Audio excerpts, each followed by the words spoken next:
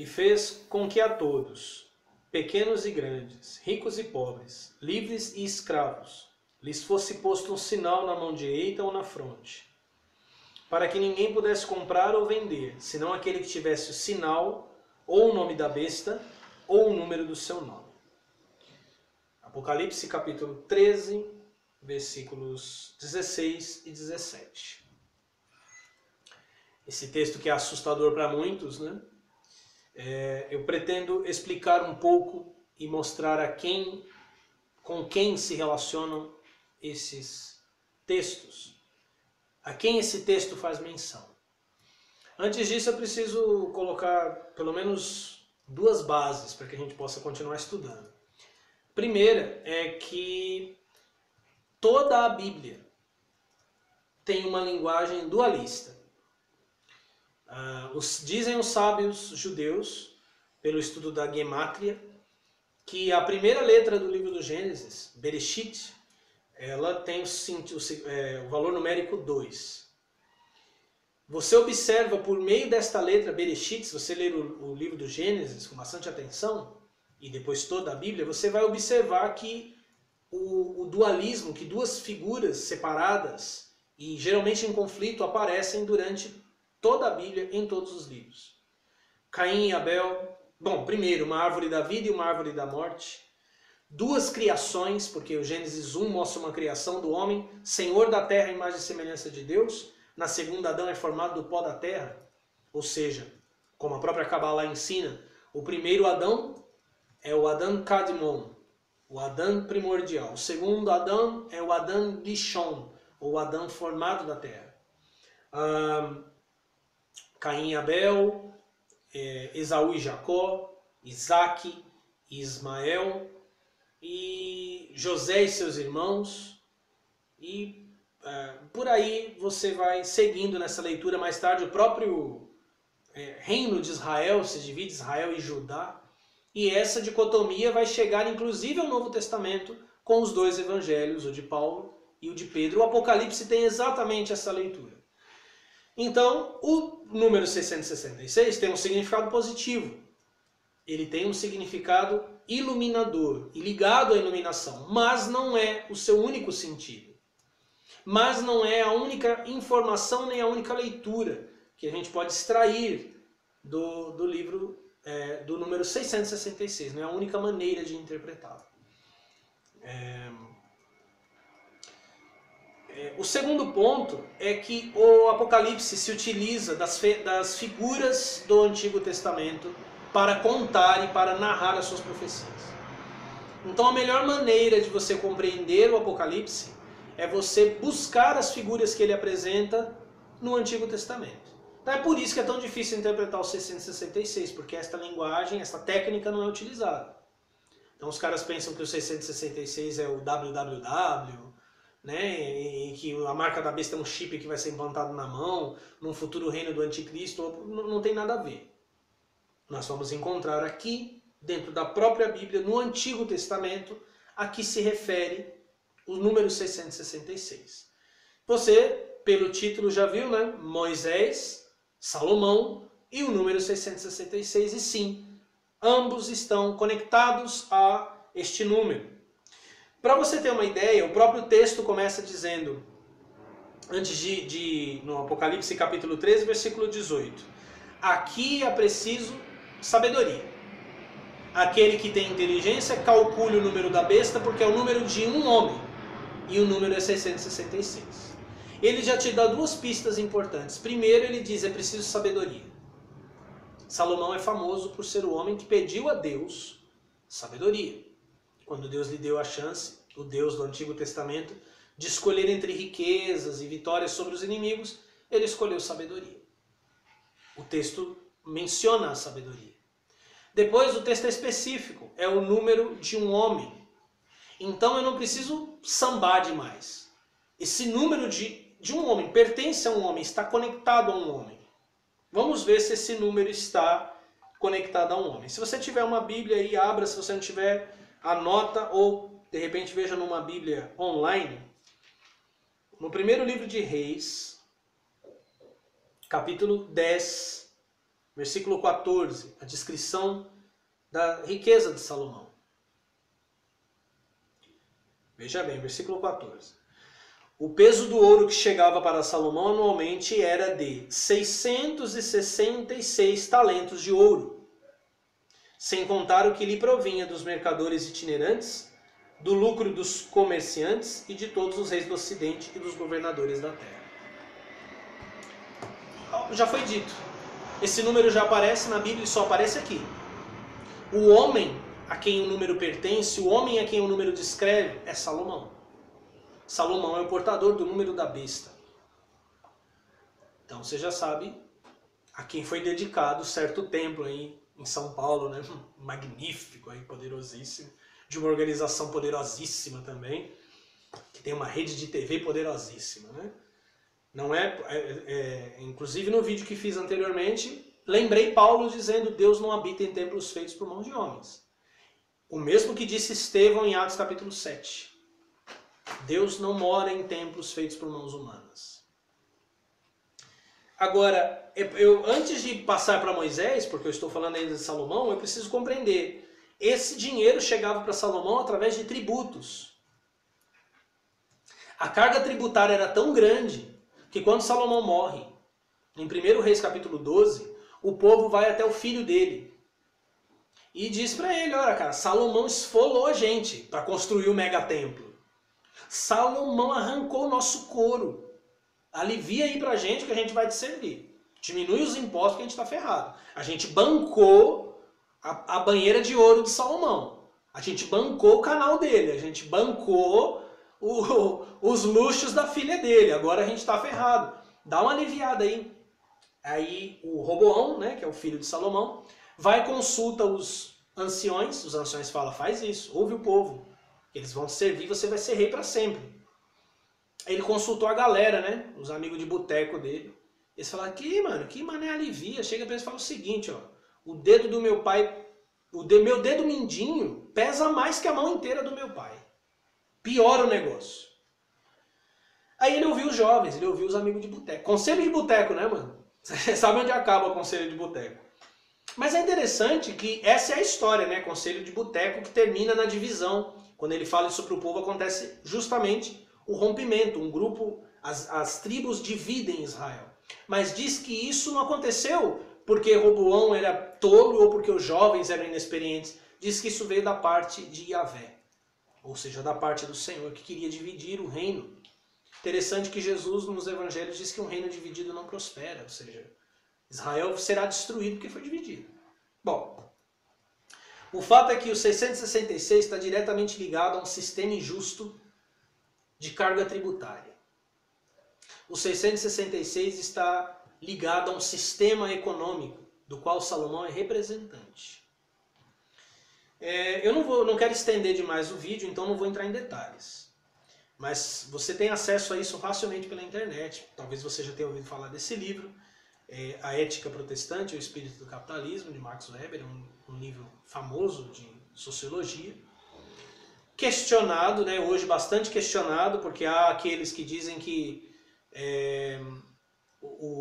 não foi exatamente o espírito protestante de individualismo, de empreendedorismo, que deu vida ou que construiu o sistema capitalista, que ele já vinha se formando antes, até mesmo dentro da escolástica, né, com uma certa herança feudal, e você, só de óbulo papal, que era um dos impostos que o Papa recebia, o Vaticano enriqueceu, né, adquiriu estados e tudo mais. Então, há um questionamento, né? O mundo vinha seguindo essa tendência capitalista, mas eu vou contar uma experiência minha para vocês. Quando eu cursava teologia, no primeiro semestre, eu assisti uma palestra de um líder presbiteriano que orgulhosamente mostrava todas as ações de empreendedorismo ligadas a grupos calvinistas, né? Se você olhar a nação norte-americana, os Estados Unidos da América, que nação se formou pela mão dos puritanos, você vai ver o coração do capitalismo pulsando para o mundo. Então não é uma tese de todo descartável. Não é nem o que eu quero destacar, na verdade o que eu quero destacar é que o espírito judaico-cristão, que você encontra nos sistemas absolutamente abusivos em bancos, por exemplo, né? Os países todos são reféns dos juros que se cobram em bancos. Né? Se você voltar a sua atenção para a desonestidade, para a crueldade desse sistema econômico no qual nós vivemos, que é basicamente estabelecido em cima desses pilares, dos juros e dos impostos, que muitas vezes, na maioria das vezes, principalmente no Brasil, não revertem para o povo, você vai encontrar fundamentos dele dentro da Bíblia, você vai encontrar fundamentos dele nas práticas da igreja, tanto católica como protestante. 666 representa esse sistema de exploração, de enriquecimento à base do sangue dos mais fracos, dos mais pobres. Você vai encontrar um sistema de controle, de esmagamento mesmo das classes mais baixas em nome de Deus. É assim que se constroem os templos de Salomão pelo mundo. Mas o texto eu tinha lido, né? O versículo 17, para que ninguém pudesse comprar ou vender, de Apocalipse 13. Você vê que tem a ver mesmo com o comércio, né? Um sistema econômico. Senão aquele que tivesse o sinal, ou o nome da besta, ou o número do seu nome. O versículo 16 disse que todos receberam. Quer dizer, você também recebeu esse sinal. Acontece que esse sinal pode ou não ter chegado ao teu coração, porque no capítulo 14 do Apocalipse aparecem os marcados pelo Cristo. Mas ele diz que, e a todos, pequenos e grandes, ricos e pobres, livres e escravos, versículo 16 de Apocalipse 13, lhes fosse posto um sinal na mão direita ou na fronte. Então a gente já entendeu que esse sistema tem a ver com o cristianismo, é um sistema econômico. Mas a conexão dele com o cristianismo, com o judaísmo, com a fé no Deus do Antigo Testamento, vai aparecer agora. O sinal é posto na mão direita ou na fronte. Dá uma olhada comigo em Deuteronômio capítulo 6, versículo 1.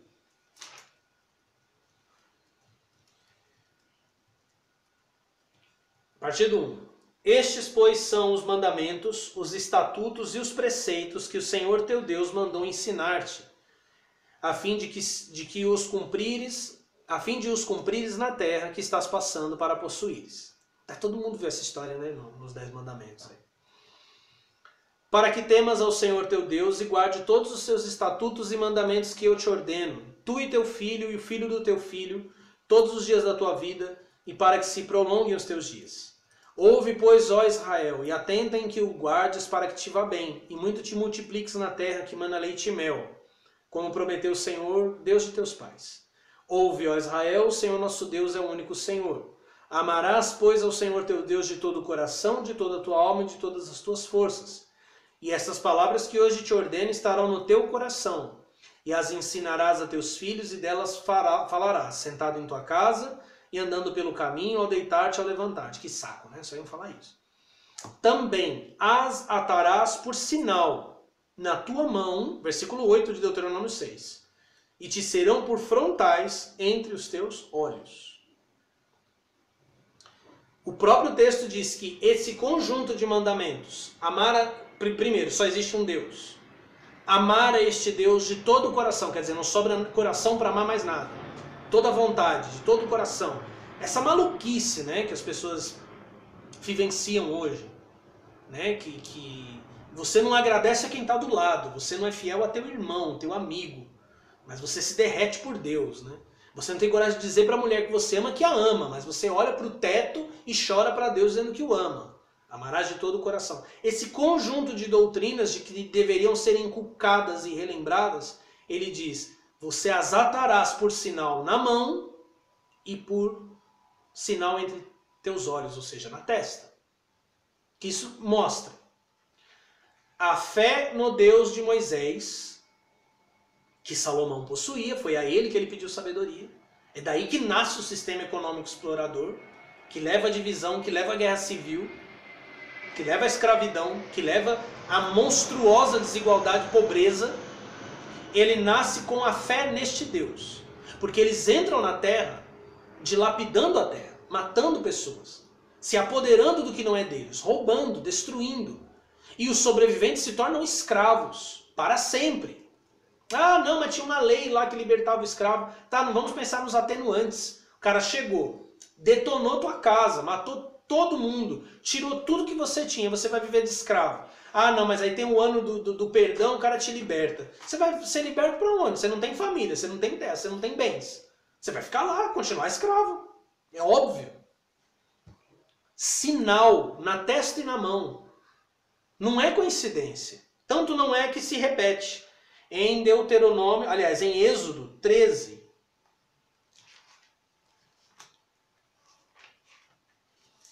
Êxodo 13.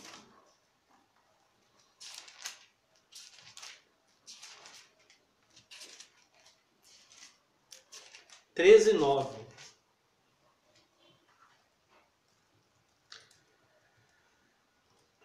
Eu vou ler primeiro o 8, tá? Falando, quem assistiu os 10 mandamentos aí, olha só. Você foi marcado pela besta e não estava sabendo. Naquele dia assim falarás a teu filho. Eis que Yahvé fez por mim quando saí do Egito. Quer dizer, quando você relembrar o que aconteceu no Egito. Você não é judeu, não tinha porque você está lembrando. Quer dizer, alguém está me vendo e né? Mas ok. Aí eu não estou falando para você. E será como sinal na tua mão, um memorial entre os teus olhos, para que a lei de Yahvé esteja na tua boca, pois Yahvé te tirou do Egito com mão forte. Quer dizer, a lembrança desse acontecimento deveria ser um sinal na mão, ou seja, as ações deveriam ser tomadas com base nessa lembrança, um sinal na testa. Teus pensamentos devem estar tomados, porque assim a lei de Yahvé estará na tua boca.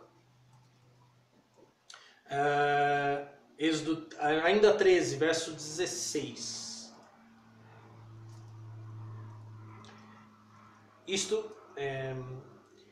Vou começar a ler o 15. Pois tendo-se obstinado o faraó e não querendo deixar-nos partir, Yahvé matou todos os primogênitos na terra do Egito, desde o primogênito do homem até o primogênito dos animais.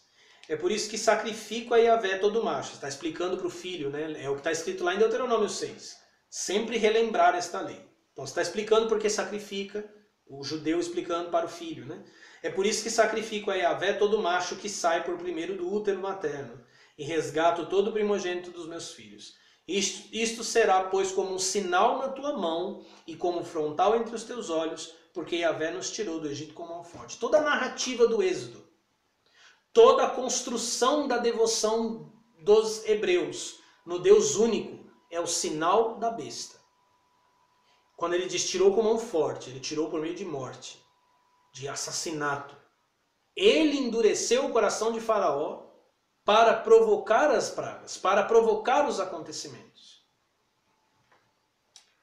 E, por último, eu vou voltar com vocês em Deuteronômio e vamos ler o verso 11 de Deuteronômio. Aliás, capítulo 11, verso 18 de Deuteronômio. Ponde estas minhas palavras no vosso coração e na vossa alma. Atai-as como um sinal em vossa mão e sejam como um frontal entre os vossos olhos. Aqui, inclusive, depois vem a ordenança para se fazer o mezuzá, que é uma caixinha com Deuteronômio 6 e mais alguns versículos, que é posta na porta dos judeus e que tem um monte de evangélico idiota fazendo, comprando e comercializando. A marca da besta é a fé em Jeová. A marca da besta é a obediência e a visão de mundo que ele constrói, que ele concede. O número 666, que participa da marca, é a participação e a aceitação dentro de um sistema de exploração para enriquecimento de homens que se dizem homens de Deus. Qual é a saída? A saída, e eu termino com esse texto, foi dada por Paulo. Em 2 Coríntios,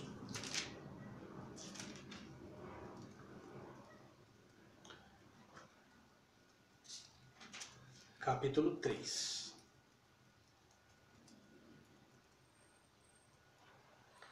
Verso 6. Foi ele quem nos tornou aptos para sermos ministros de uma aliança nova, não da letra, e sim do Espírito, pois a letra mata, mas o Espírito comunica a vida. As pessoas pensam que isso é estudar teologia, né? Ler livros. Os pentecostais da Assembleia de Deus, Deus é amor, adoram dizer isso, mas não é. O texto se explica. Ora, se o ministério da morte, gravado com letras sobre a pedra, foi tão assinalado pela glória que os israelitas não podiam fixar os olhos no semblante de Moisés, por causa do fulgor que nele havia, fulgor, aliás, passageiro, como não será ainda mais glorioso o ministério do Espírito? Paulo diz que o testamento, gravado com letras em pedra, é um testamento da morte, mas que um ministério maior estava chegando, que é o ministério do Espírito. E aí ele diz, versículo 14, mas seus espíritos se obscureceram. Sim, até hoje, quando leem o Antigo Testamento, este mesmo véu permanece. Quer dizer, ler o Antigo Testamento, assistir o Antigo Testamento, é colocar um véu sobre o coração. É marcar-se com o sinal da besta. É participar do sistema criado pelo falso Deus. Não é retirado, porque é em Cristo que ele desaparece. Sim, até hoje, todas as vezes que leem Moisés, um véu está sobre seu coração. E somente pela conversão ao Senhor que o véu cai. Pois o Senhor é o Espírito, e onde se acha o Espírito do Senhor, aí está a liberdade. Com o Espírito de Deus, você pode se libertar. Com o Espírito de Cristo ressuscitado, você pode sair da escravidão da lei. E não apenas libertar a si mesmo, não libertar apenas teu coração, não apenas remover o véu que Jesus já aboliu. Mais que isso, você pode participar da construção, da criação de um mundo mais justo, mais honesto, onde as pessoas não sejam exploradas até a morte, que elas não morram de fome, que elas não sejam esmagadas para atender os interesses de políticos, igrejas, templos e religiões. Quer vir comigo? Eu estou te esperando. Não esquece de curtir esse vídeo, pode deixar teus comentários aqui embaixo, escreve para mim, novoaeon52@gmail.com, novoaeon52@gmail.com. Curte o vídeo aí e não esquece de se inscrever no canal, chama teus amigos, um vídeo por semana. Muito obrigado, namastê.